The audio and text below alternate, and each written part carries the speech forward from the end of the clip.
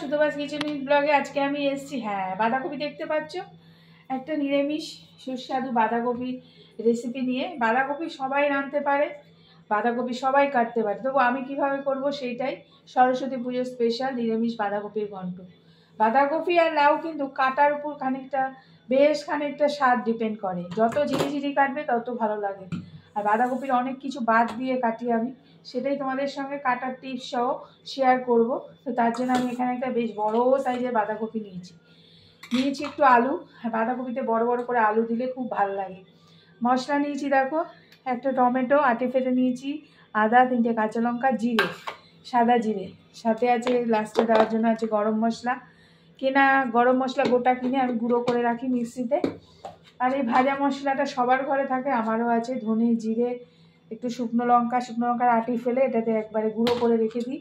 আর কড়াইশুঁটি দেবো, এই যে কড়াইশুঁটি, ঘি দেবো, আর দেবো একটু হিং। তো চলো সবার প্রথমে আমি বাঁধাকপিটা কেটে নেব আর মশলাটাকেও মিক্সিতে করে নিয়ে আসি। বাঁধাকপিটা খুব ঠাস আছে।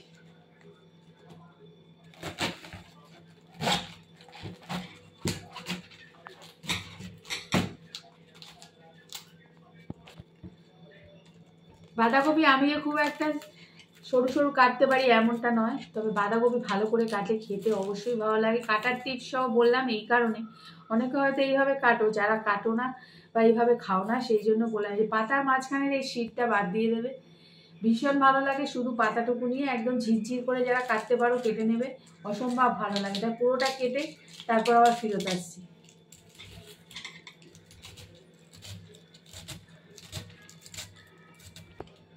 দেখো এখন পর্যন্ত পুরোটা কাটা, আমি বেশি ঝিরঝির পাই না, শুধু পাতাগুলো নিয়ে আমি এতখানি রয়েছে কাটা, এইটুকু কেটেছে। এই যে পাতার মাঝখানের এই শিলগুলো সব বাদ দিয়ে শুধু পাতাটা নেবে, অসম্ভব ভালো লাগে। এই যে আমি বাঁধাকপি ধরলাম আর ঘচঘচ করে কেটে দিলাম, এটা তো করি না, এই জন্য আমার বাঁধাকপি কাটতে খুব সময় লাগে।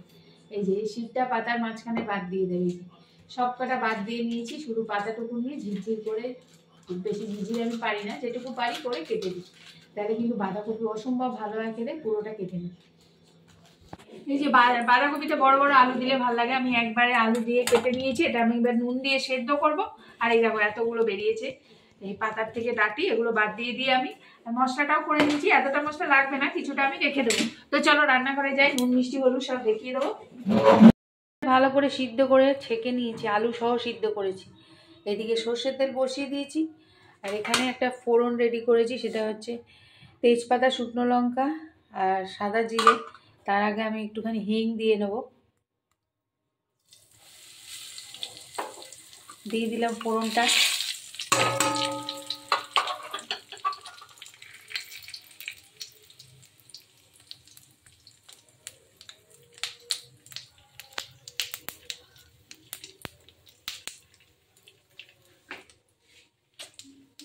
ফোড়নটা দিয়ে সুন্দর গন্ধ বেরিয়েছে। এবার আলু আর বাঁধাকপি একসাথেই ছেড়ে দেবো, সিদ্ধ করা তো রয়েছে।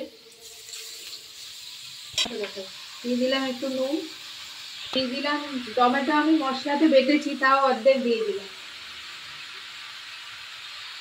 মশলাটা করেছিলাম তার থেকে অর্ধেক নিয়েছি, আদাটা রেখে দেবো। হলুদ দিয়ে নিয়েছি, চিনি মানে মিষ্টি নিয়েছি, আর এর মধ্যেই কড়াইশুঁটিগুলো দিয়ে দিলাম। দেবো খানিকটা জল, অল্প দেব। এবার মশলাটা দিয়ে দিলাম।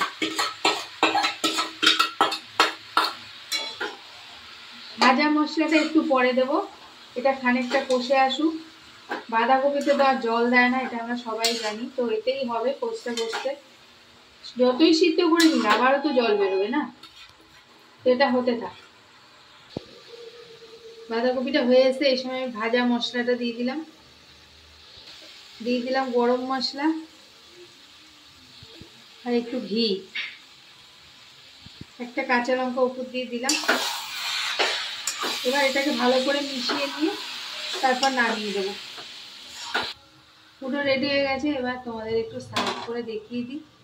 খুব বেশি যে তেল দিয়েছি আমি তাও না, এইভাবে একবার রান্না করে খাও, শুধু পাতাটুকু নেবে।